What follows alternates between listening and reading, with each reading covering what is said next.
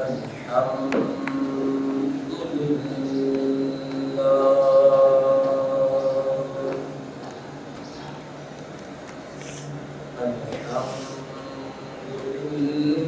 لله الكثير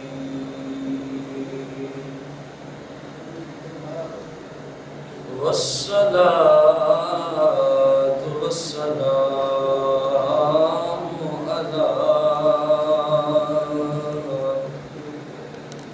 على سيد الأنبياء والمرسلين وعلى آله وأصحابه وأزواجه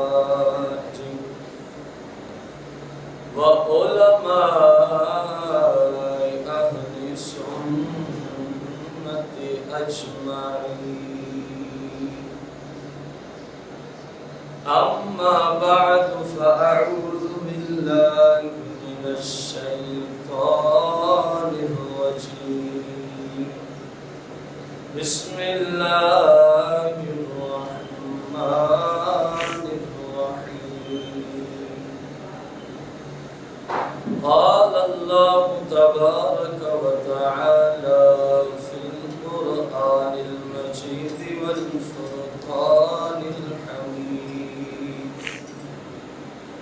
في شان حبيبه عليه الصلاة والتسليم. إن الله وملائكته يصلون على النبي يا أيها الذين آمنوا صلوا عليه وسلموا تسليما. الصلاة والسلام عليك يا سيدي يا رسول الله. الصلاة والسلام عليك يا سيدي يا شفيع المذنبين. مولاي صل وسلم دائما أبدا على حبيبك خير الخلق كلهم.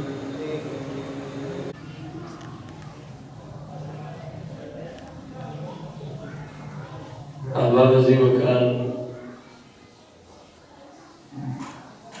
ہمارے آج کے جمعۃ المبارک کے خطبے کا جو موضوع ہے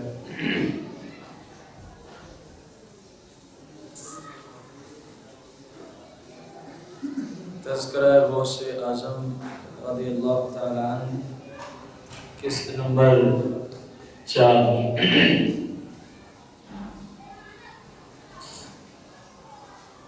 المجلس السابع والثلاثون. الشیخ عبدالقادر جیلانی قطب ربانی شہباز لامکانی سیدنا غوث الاعظم رضی اللہ تعالی عنہ نے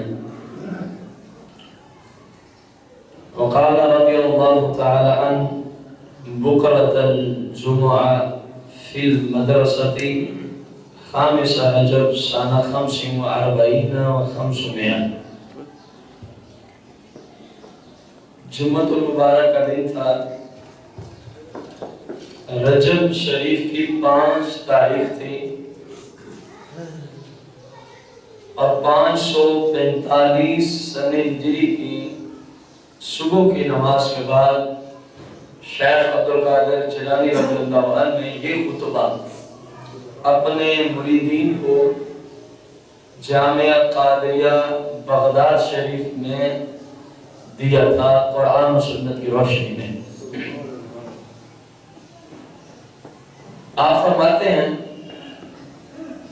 عن النبی صلی اللہ علیہ وسلم انہ قال عودوا المرضى وشيئوا الجنائز فإنه يذكركم الآخرة۔ شیخ عبد القادر جیلانی رضی اللہ عنہ نے اس حدیث پاک سے اپنے خطبہ مبارک کا آغاز فرمایا کہ تمہارے نبی علیہ السلام سے ہی یہ مروی ہے، امام الانبیاء والمرسلین کا یہ فرمان عالی شان ہے، انہو قال کہ آقا علیہ السلام نے ارشاد فرمایا عود المرضى، مریضوں کی عیادت کیا کرو، وشیع الجنائز،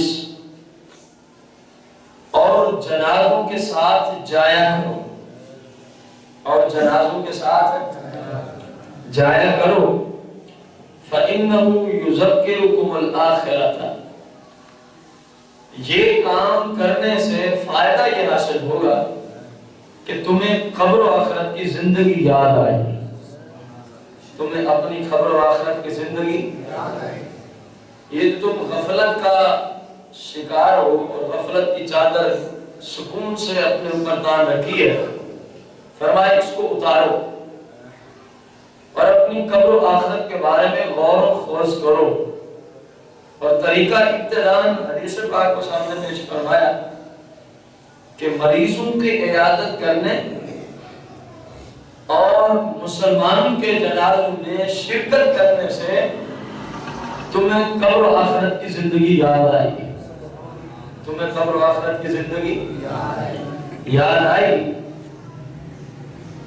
پھر شیخ عبد القادر جیلانی اس حدیث کو پڑھنے کے بعد اپنے مریدوں کو فرماتے ہیں تمہیں پتہ ہے کہ سرکار نے یہ کیوں فرمایا؟ یہ جملے جو ابھی آپ سن چکے ہیں، شیخ اپنے مریدوں سے تمہیں پتہ ہے کہ نبی علیہ السلام نے یہ کیوں ارشاد فرمایا؟ فرمان قاصد رسول صلی اللہ علیہ وسلم، اس فرمان سے رسول کریم صلی اللہ علیہ وسلم کا جو مقصود ہے وہ کیا ہے؟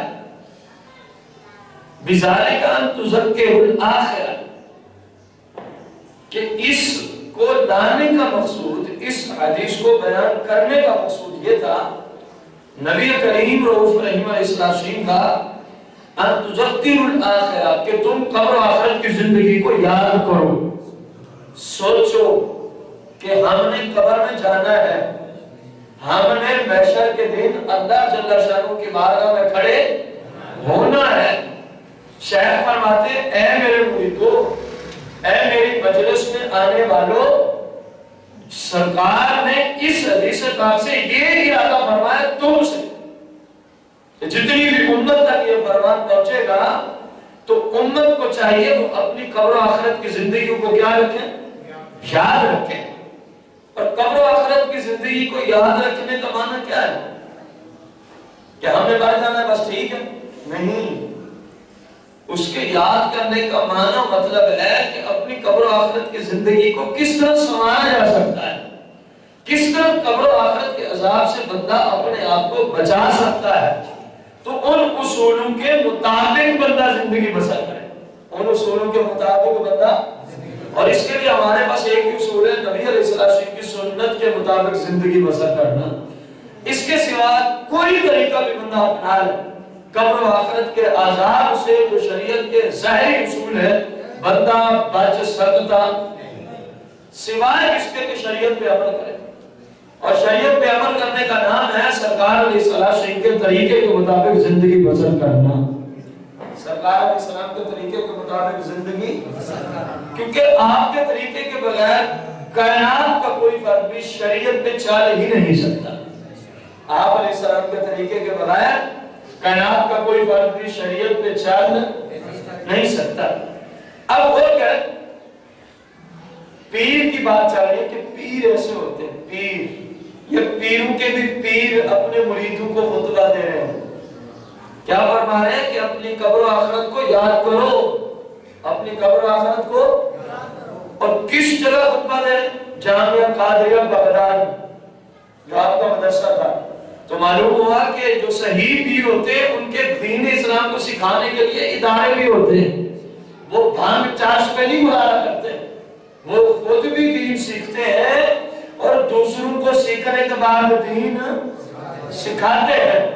وہ کیسا پیر ہے جس کے منہ سے بھانگ اور چرس کی بدبو آتی ہے، چہرہ ہے تو یہودیوں جیسا ہے، نماز پڑھنے کی اس کو فرصت نہیں ہے، اور مردوں اور عورتوں کا اختلاط ہے، جو شریعت میں لعنت کے موجب کام ہے، وہ بے حس بے لگام، وہ ڈاکو، وہ چور آج پیر بن کے بیٹھا ہے.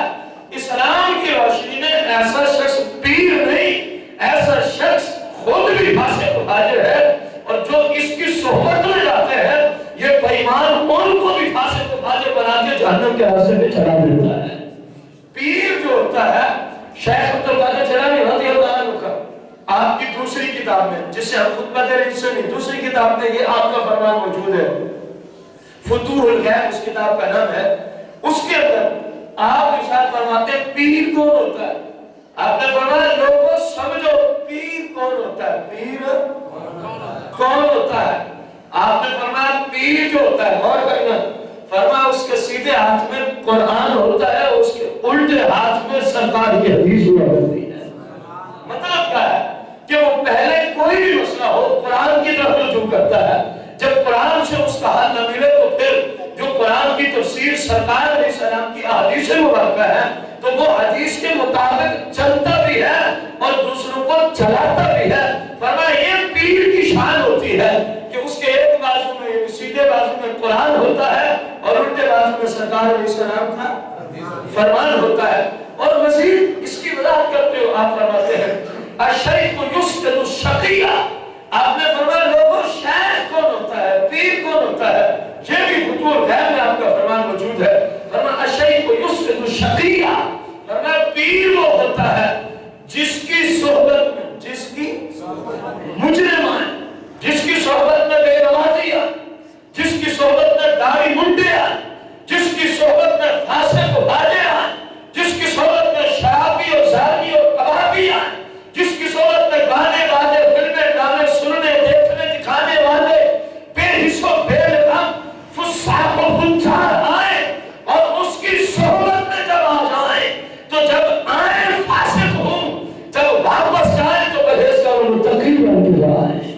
فرمایا الشیخ یسقط الشقیہ، فرمایا شیخ وہ ہوتا ہے جو کسی فاسق کو نیکوکار بنا ڈالے، جس کی صحبت میں آنے کے بعد بندہ اگر مجرم تھا تو پرہیزگار متقی بن کے جائے، پرہیزگار متقی بن کے.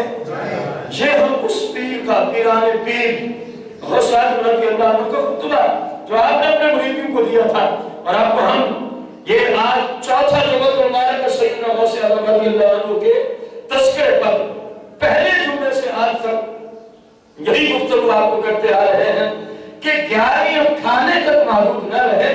11ویں کھا لینا کوئی بہت بڑا کام نہیں ہے، 11ویں پکا لینا کوئی بہت بڑا کام نہیں ہے. جس شہر کے نام کی اصحال ثواب کی آپ 11ویں پکائیں، جس شہر کے نام کی اصحال ثواب کی 11ویں کھائیں اور اس شہر کی سیرت میں عمل کیا جائے، کیا یہ بندہ شہر کی محبت میں سچا کہہ رہا ہے؟ اور ہمارے اندر یہی وبا اس وقت ہے. وہ چور، وہ ڈاکو، وہ فاسق، وہ فاجر آج غوث اعظم کا نائب بنا بیٹھا ہے، جس کی شکل دیکھو تو یہودیت کی شکل ہے، جس کی سیرت دیکھو تو کفار کی سیرت ہے. وہ بے ایمان کہتا ہے کہ میں غوث اعظم کا نائب ہوں، میں غوث اعظم کا کیا ہوں؟ پلیتو اس طرح غوث اعظم کی خلافت اور نائب نہیں بنتا بندہ. اگر بننا ہے تو سرکار کی شریعت کے مطابق چلو، پھر ہم کہیں گے کہ تم بھی غوث اعظم کی سیرت کے مطابق چلنے والے ہو. کیونکہ غوث پاک کا کوئی بھی لمحہ نبی علیہ السلام کی شریعت کے خلاف گزرا، ہر کام سرکار کی سنت کے مطابق کیا کرتے تھے، ہر کام سرکار کی. اپنوں کے ساتھ ساتھ ہم نے یہ بھی نیت رکھی تھی، کیونکہ اس کو نیٹ کے ذریعے بہت سارے لوگ سنتے ہیں اور سنتے رہیں گے، جو بھی یہاں خطبات ہوتے ہیں.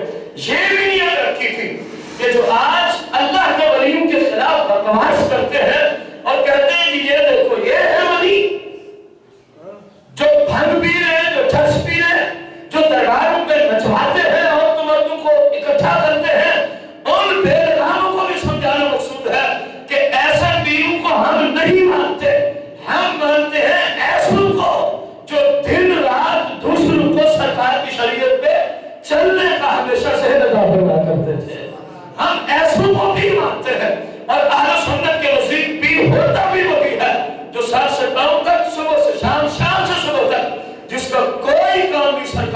سنت کے خلاف نہ ہو، سرکار کی سنت کے خلاف۔ یہ ہمارے ائمہ نے ہمارا مسلک لکھا ہے پیروں کے متعلقہ، اور جو بے ایمان اس کے خلاف ہے کم از کم یا رسول اللہ کہنے والے سنی اس کو پیر سمجھتے نہیں۔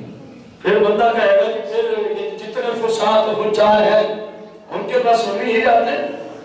بھائی انفرادیت کی بات میں نہیں کر رہا، میں اپنے مسلک کی بات کر رہا ہوں۔ ایک جاہل بندہ جو جاہل کے پیچھے لگا ہوا ہے، اس جاہل کی وجہ سے اہل سنت کے مسلک پر گفتگو کرنا یہ زیادتی ہوگی۔ کیا ہوگی؟ جس طرح جہاز میں 5 صحابیان، کتنے؟ ان میں سے کسی ایک نے کوئی چیز چوری کر لی، کسی ایک نے کوئی چیز، اب یہ کہنا کہ سارے حاجی ہی چور ہوتے ہیں یہ انصاف ہے؟ بولے تو صحیح۔ کیا کہیں گے کہ جس نے یہ بےغیرتی کی ہے، جس نے بھی، وہ غلط ہے۔ پورے حاجیوں کے گھروں کو چور نہیں کہہ سکتے، اسی طرح پورے مسلک کو بدنام نہ کرو۔ جو ہمارے مسلک کے خلاف کرتا ہے ہم خود اس کے بارے میں کہہ رہے ہیں وہ فاسق ہے، وہ فاجر ہے، وہ بے ایمان ہے، وہ جہنم کے راستے پہ چل رہا ہے۔ جو شریعت سے ہٹ کے لوگوں کو طریقت سکھاتا ہے وہ شخص جہنم کے راستے پہ چل رہا ہے، ہم خود کہہ رہے ہیں۔ تو اس ایک بے ایمان کی وجہ سے یا رسول اللہ کہنے والے پورے مسلک کو کم از کم بدنام کرنا انصاف نہیں۔ جب ہم کہہ رہے ہیں ہمارے ائمہ نے پیر اور مرید کے متعلق جو کلام کیا ہے وہ یہی ہے جو کلام ہم آپ کو کئی عرصے سے عرض کرتے آ رہے ہیں کہ پیر وہ ہوتا ہے جس کا کوئی کام بھی نبی علیہ السلام کی سنت کے خلاف ہوتا نہیں۔ دیکھیں یہ پیر کی بات ہی ہم کر رہے ہیں، چوتھا جمعہ مبارک ہے، اور اگر میں اپنی زندگی کی طرف نسبت کروں تو حدیث میں آئی اوسط درجے کی عمر اس امت کی تو غوث اعظم رضی اللہ عنہ کی ایک کتاب کے خطبات سارے نہیں، کتنے؟ فقط یہی الفتح الربانی جو آپ کی کتاب ہے یا فتوح الغیب جو آپ کی کتاب ہے، اسی میں ہر جمعہ پر آتا رہوں۔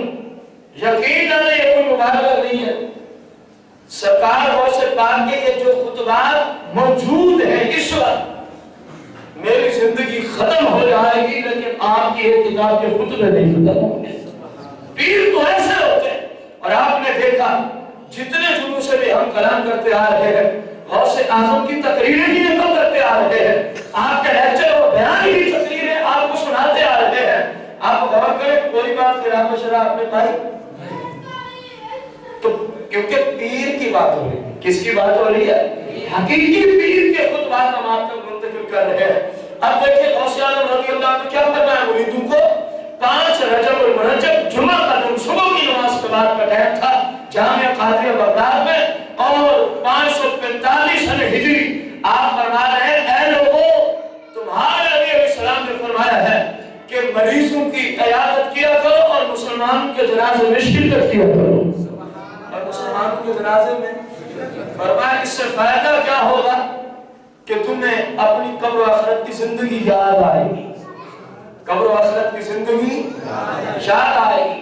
اللہ کا ولی ہوتا ہی وہی ہے جو ہر دین اور قبر و آخرت کی طرف سے دیتا ہے۔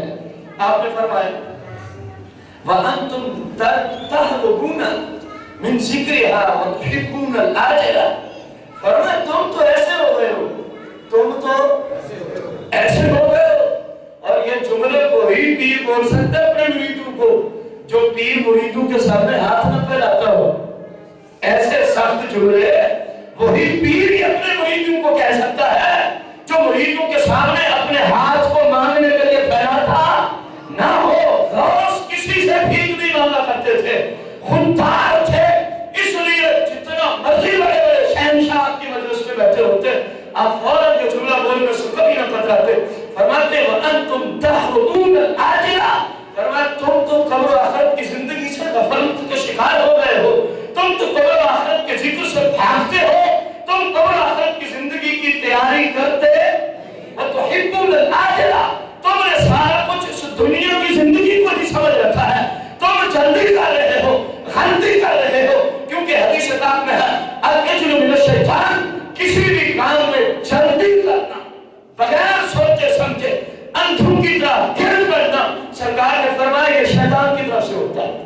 مومن ہمیشہ سوچ بچار کر کے کام کرتا ہے، مومن ہمیشہ حوصلے سے بردباری سے کام لیتا ہے. اور سرکار نے فرمایا والحلم من الرحمن، اور سوچ وچار کر کے کام کرنا فرمایا یہ رب کی طرف سے ہوتا ہے. یہ رب کی حوصلہ فرماتے تم نے تو صرف دنیا کو ہی دوست بنا رکھا، قبر و آخرت کی زندگی کو تم نے کیا کر دیا ہے؟ بنا دیا ہے. تم اپنی قبر و آخرت کی زندگی سے غفلت کا شکار ہو گئے ہو، اور تم نے صرف دنیا کی محبت کو اپنے دلوں میں کیا دے رکھی ہے؟ جگہ دے رکھی ہے. اور سرکار غوث رضی اللہ عنہ فرماتے ہیں وَأَنْ قَرِيبٍ يُحَالُ بَيْنَكُمْ وَبَيْنَهَا بِلَا أَمْرِكُمْ، فرمایا آن قریب. وَأَنْ قَرِيبٍ فرمایا آن قریب. غور کرو، غوث فرمانے کس دنیا سے محبت کرتے ہو، کس دنیا کے مال و متاع کے پیچھے پڑ گئے ہو. یہ دنیا فرمایا وَأَنْ قَرِيبٍ يُحَالُ بَيْنَكُمْ وَبَيْنَهَا بِلَا أَمْرِكُمْ، ان قریب یہ ساری چیزیں تم سے بغیر تمہاری اجازت کے چھوٹ جائیں گی. بلا امرکم، فرمایا تم سے کوئی پوچھے گا نہیں کہ اب موت کا وقت آیا، تیری گاڑی کہاں کھڑی کرنی ہے، تیری کوٹھی کہاں کھڑی کس کو دینی ہے، تیرا بینک بیلنس کس کے نام لگانا ہے. فرمایا تم سے کوئی پوچھے گا. جس دنیا کی خاطر نہ حلال دیکھتے ہو، نہ حرام دیکھتے ہو، نہ اپنا دیکھتے ہو، نہ باہر دیکھتے ہو، سرکار غوث پاک فرماتے ہیں ان قریب سارا کچھ یہی رہ جائے گا اور تمہیں فرشتے قبر میں پہنچا دیں گے. تمہیں فرشتے کہاں پہنچا دیں گے؟ قبر میں. پھر کیا ہوگا؟ فرمایا تمہارے اور تمہاری دنیا کے مال و متاع کے درمیان وقفہ آ جائے، آڑ آ جائے. تم یہاں سے چلے جاؤ گے، سب کچھ یہیں رہ جائے گا. فرمایا تم اکیلے جاؤ. تم کس طرح جاؤ گے؟ اور پھر سرکار غوث پاک فرماتے ہیں یُؤْخَذُ مِنْ أَيْدِيكُمْ، تم سے وہ چیزیں چھین لی جائیں گی. یُؤْخَذ چھین لی جائیں گی، اسم مجرور کا صیغہ لگا ہے. فرمایا چھین لی جائیں گی من ایدیکم، تم سے وہ چیزیں الذی انتم فارحون بہ، جن کی وجہ سے یہاں پر مستیاں کرتے ہو، جن گندی چیزوں کے ساتھ یہاں اپنے قلب اور قلوب کی دھرتی کو تباہ و برباد کرتے ہو. فرمایا آن قریب یہ ساری گندی چیزیں جن گناہوں میں تم ملوث ہو، جن جن چیزوں کے ذریعے سے گناہ کرتے ہو، جن جن اشیاء کے وسیلہ واسطے سے گناہ کرتے ہو، فرمایا یہ جن چیزوں سے فارغون بہ تم یہاں خوشیاں منا رہے ہو، بد مست ہو گئے ہو، سرکار کی شریعت کو چھوڑ رکھا ہے تم نے. فرمایا یؤخذ ان قریب یہ بھی تم سے چھین لی جائے گی. ان قریب یہ ساری چیزیں تم سے، تم اکیلے جاؤ گے. اور جن چیزوں سے لطف اندوز ہوتے تھے، جن جن اشیاء کی وجہ سے گناہ کیا کرتے تھے، اور جن چیزوں پہ تمہیں مان تھا، جن چیزوں پہ تمہیں، جن فانی اشیاء پہ تم نے اعتماد رکھا تھا، سرکار غوث پاک فرماتے ہیں اے میرے مریدو ان قریب یہ سب کچھ تم سے چھوٹ جائے گا اور یہ تم سے زبردستی لے لیا جائے گا. تم سے زبردستی، تمہارا اس میں کوئی پاس نہیں جا سکے گا. دیکھو نا کوئی مرنے والا ہو جو آج نیٹ بادریہ موبائل یا بادریہ خط و کتابت کسی کی عزت کو چھیڑتا ہے، کسی کی، نوجوان بھائی بالخصوص توجہ کرے، اور کہتا ہے مجھے فلاں قسم ہے، مجھے فلاں قسم ہے تیرے بغیر میرا، یہ جو بے ایمان، یہ فاسق، فاسقوں کا سردار اور جہنم کے مستحق، یہ جو آج ان گندی اور نامی قسم کی عورتوں کے پیچھے اللہ اور اس کے رسول کی ناراضگی کو خرید رہے ہیں، جب موت آئے گی تو جس کو قسمیں دے رہا ہے، میں ایک مثال فقط رکھ رہا ہوں، شیخ محمد نے جن چیزوں سے آج تم بدمست ہو گئے ہو، آن قریب یہ سب چیزیں تم سے چھین لی جائیں گی. تم اکیلے جاؤ گے. تم فرما سوچو، اپنی قبر و آخرت کی زندگی کو سامنے رکھو. ان لوگوں کی وجہ سے جہنم میں جانا چاہتے ہو، کیونکہ وہ عورت کہلانے کی تو مستحق ہی نہیں ہے. جو کسی اجنبی سے رابطے میں رہتی ہے اس کو عورت کہنا لفظ عورت کی توہین ہے، اس لیے میں اس کو لوگی سے ضمیر کر رہا ہوں. وہ گدی اور کتی جو شوہر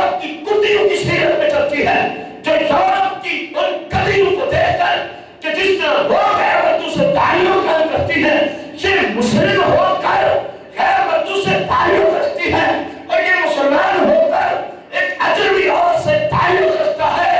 غوث اعظم فرما رہے ہیں اے بدمستوں، یہ سب کچھ تم سے چھین لیا جائے اور پھر اس کی وجہ سے تمہیں کیا دیا جائے گا؟ بہت تسلیم جو کرتے ہیں ہم کو آپ کو تو نہیں کہہ رہے، جو بھی کرتے ہیں اسلام میں اصول سبھی کے لیے یکساں ہے، بھلے کوئی سٹیج پہ بیٹھا ہے یا اس طرح بیٹھا ہے، اصول سبھی کے لیے یکساں ہے۔ اسلام کے اصول سبھی کے لیے یہ نہیں ہو سکتا فلاں تو پیر صاحب میں لڑکیوں کے ساتھ چلتے ہیں تو کیا ہو گیا، لعنت بھیج ایسے پیر پر، فلاں تو پیر کا بیٹا ہے، اگر ہماری بچی اسے پاؤں دلوا رہا ہو تو کیا ہو گیا ہے؟ ارے پاگلو، پھر ہی سب پوچھتے ہو کیا ہو گیا ہے؟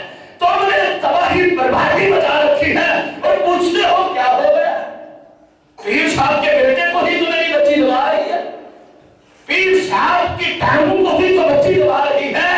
یہ کون سے فاسق کو گھر میں تم نے داخل کر دیا؟ یہ کون سے جہنمی راستے پہ چلنے والے بے ایمان کو تم نے گھر میں داخل کر دیا جو تمہاری عزت کا محافظ نہیں، اس بے غیرت کو پیر سمجھتے ہو؟ اور یہ بے غیرت دیوس باپ شاور بھائی خوش بیٹھا ہے کہ میری بیوی بیٹی اور بہن پیر صاحب کو دبا کے خدمت کر، یہ خوش ہے۔ نبی علیہ السلام نے نہیں فرمایا، مفہوم حدیث ہے، فرمایا جس کے گھر والوں میں کوئی ایسا گناہ ہو اور چپ رہے، فرمایا وہ میری امت کا دیوس مرد ہے، میری امت کا یہ پیری مریدی نہیں، یہ دلہ بن ہے جو اسلام کو بدنام کرنے کے لیے بدماشوں نے اور ان گنڈوں نے یہ طریقہ کار اختیار کر رکھا ہے، اسلام میں اس کی گنجائش نہیں۔ نبی علیہ السلام فرمایا یہ جو دیکھنے والا ہے یہ دیوس ہے، تو جو کرانے والا ہے وہ غیرت مند ہے، اور جس کے فیل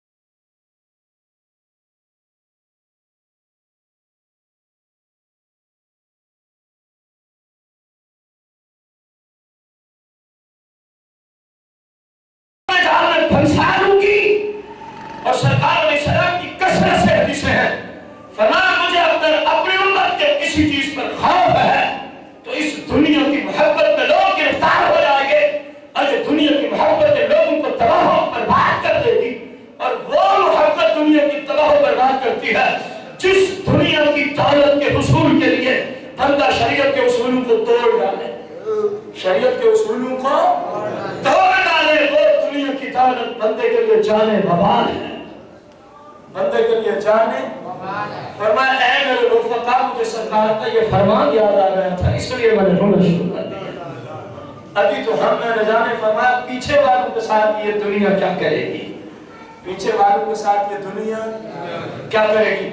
سرکار غوث پاک رضی اللہ تعالی عنہ اپنے جملوں کو مزید پڑھاتے ہوئے ارشاد فرماتے ہیں، یا غافلا اما لا بد لك منه قد جعلت همك للشهوات واللذات وجعل الدينار فوق الدينار۔ فرمایا اے غافلو، کون فرما رہے ہیں؟ ذرا اونچی نام لینا ہے، سرکار غوث پاک جن کو پہلے نہیں سمجھے اب ذرا اونچی بولنا ہے کہ یہ جملہ کون سا پیر اپنے مریدوں کو دے رہا ہے؟ سرکار کیا فرماتے ہیں؟ فرمایا یا غافلا، اے غافلو، اما لا بد لك منه قد جعلت همك للشهوات واللذات۔ فرمایا اللہ نے تیرے لیے کیا کام ضروری کیے، حالانکہ تو نے اپنے آپ کو کن کاموں پہ مجبور کر رکھا ہے۔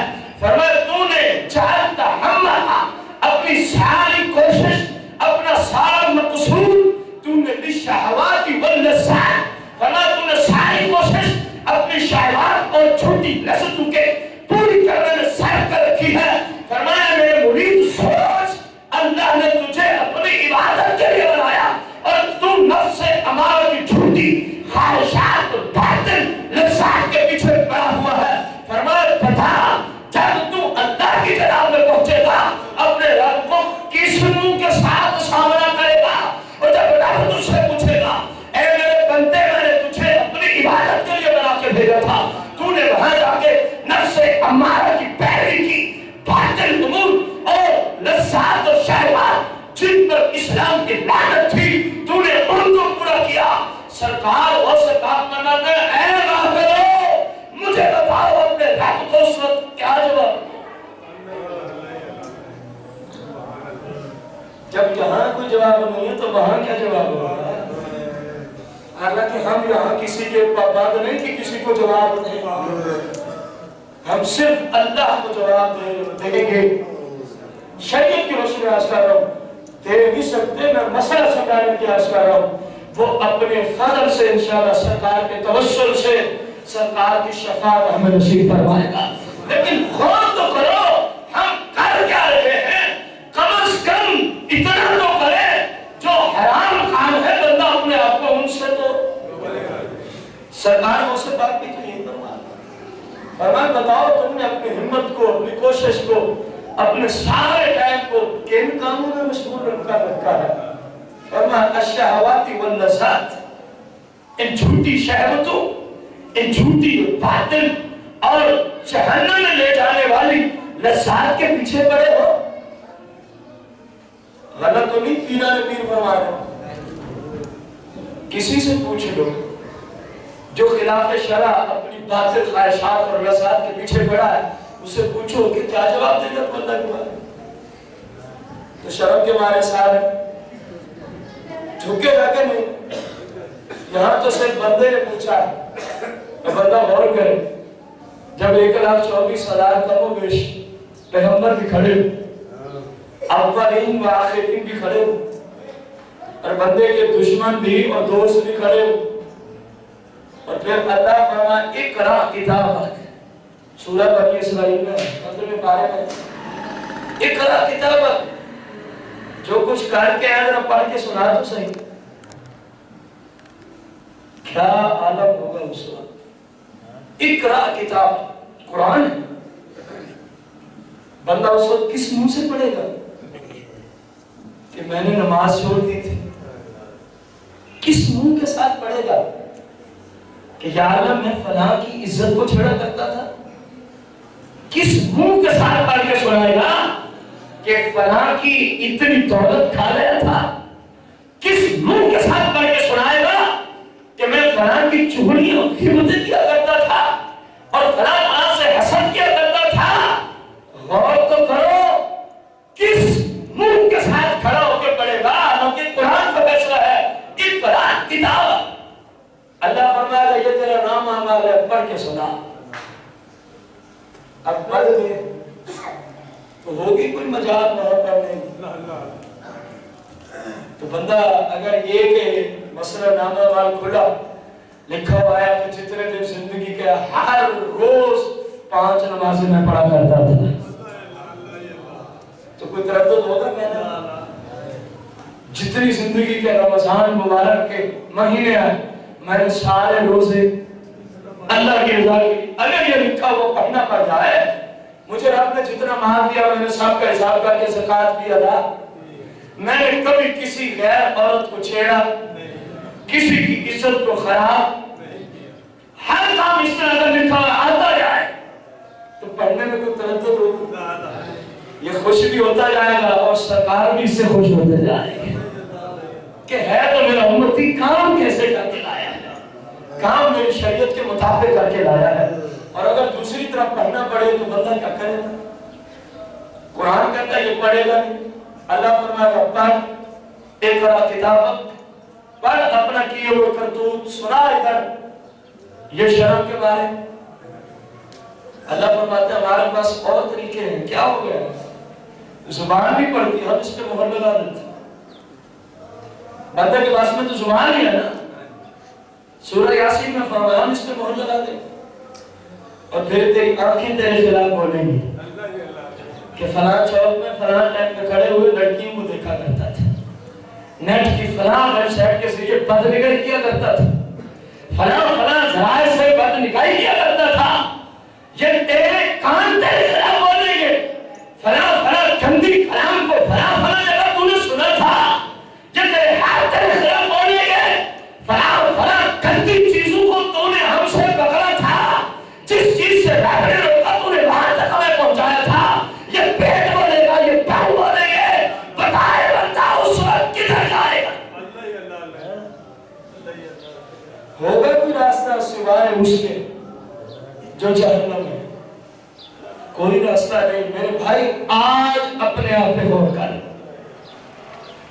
بہت سے بات نے اس خطبے کے آخر میں ارشاد فرمایا، بہت کچھ رہ گیا وقت کی قلت کی وجہ سے، فرمایا بھائی میں تجھ سے پوچھتا ہوں، میں تجھے سے ایک بندہ بیوی کو چھوڑ کر، ایک بندہ بیوی کو یا من ترک الشریعہ واشتغل بالخدامۃ، فرمایا ایک بندہ بیوی کو چھوڑ دے اور اپنے گھر کی نوکرانی کو بیوی کی جگہ استعمال کرے، فرمایا بتاؤ وہ بندہ ٹھیک ہے؟ اونچی تو بولو، مزید اونچی بولو، اور پوچھ رہے ہیں اور ایک پیر پوچھ رہا ہے۔ غور کرو، جو ہمارا مقصود ہے ان بدماشوں کو سمجھانا جو آج پیروں کو بدنام کرتے ہیں، بھائی جن کو وجہ سے تو بدنام کرتا ہے ان کو تو اسلام بھی نہیں مانتا، ان کو تو اسلام بھی پیر، ہم جن پیروں کی بات کرتے ہیں وہ یہ ہوتے ہیں جن کا ہر جملہ قرآن و سنت کے مطابق ہوتا ہے، ہر جملہ جو زبان سے نکل جائے یا وہ قرآن کی ترجمانی کرتا ہے یا سرکار کی حدیث کی ترجمانی کرتا ہے۔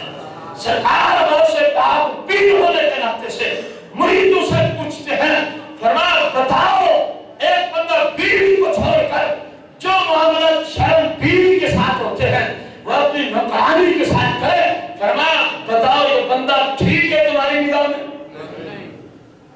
اب 11ویں کھانے کا حق ادا کرنا ہے آپ، اکثر سنی پڑھتے 11ویں پہ ہیں، آپ کہیں یہ بار بار بولتا ہے بھائی میں 11ویں کرنے کا بھی قائل ہوں، 11ویں کھانے کا بھی قائل ہوں، لیکن نمک حرام جیسا نہیں اور نہ ایسے کو اللہ رسول پسند کرتے، جس غوث کے نام پہ لنگر چیرنا پھاڑنا، اسی غوث کی سیرت سے علاج کرنا، بتایا جائے نمک حرام والی بات ہے کہ نہیں ہے؟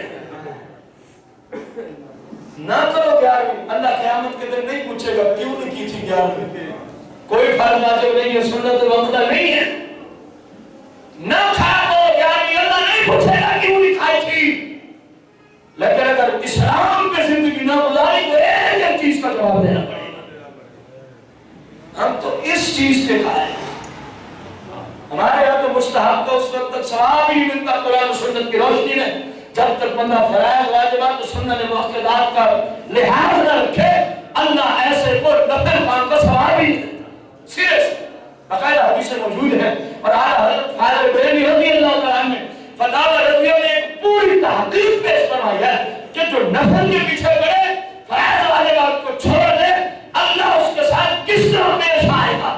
قرآن و حدیث کی روشنی میں آپ نے پوری ایک تحقیق پیش فرما دی، نتیجہ فرمایا وہ کسی کھاتے میں بھی نہیں ہے، وہ کسی اب 11ویں نفل کے درجے میں اور نماز فرض ہے۔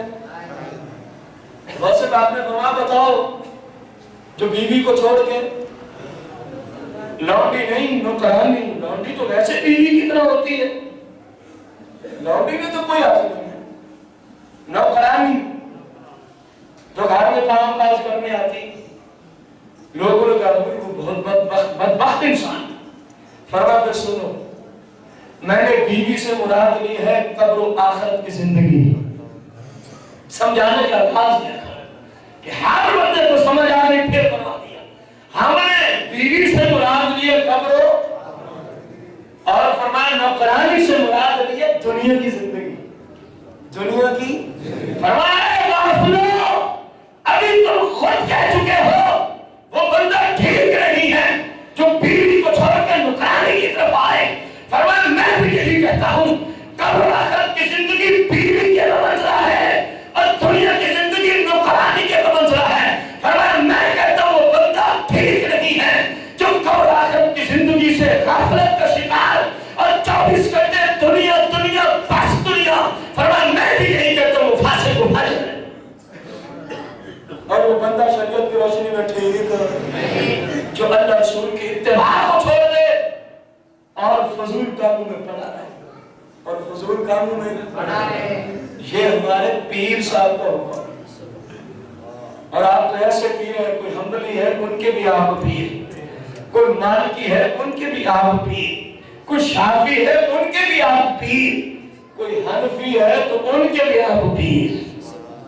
4 ائمہ ہیں شریعت میں، فقہ کی دنیا میں، جن کی تقلید کی جاتی ہے پورے بھارت میں، اور 4 ہی آپ کو مانتے ہیں، اور 4 ہی حضور غوث پاک کو غور کرو۔ پیر ہو تو ایسا ہے، پیر ہو تو، اور اہل سنت بھی ایسوں کو بھی پیر مانتے ہیں جو اپنے اپنے اعتبار سے شریعت کے مطابق چلیں اور دوسروں کو چلائیں، شریعت کے مطابق چلیں اور دوسروں کو۔ اللہ جل شانہ سے دعا ہے اللہ پاک ہم سب کو قرآن و سنت کی روشنی میں، احادیث مبارکہ کی روشنی میں دین و دین کو سیکھ کر عمل کی توفیق عطا فرمائے۔ آمین بجاہ نبی کریم علیہ الصلوۃ والتسلیم۔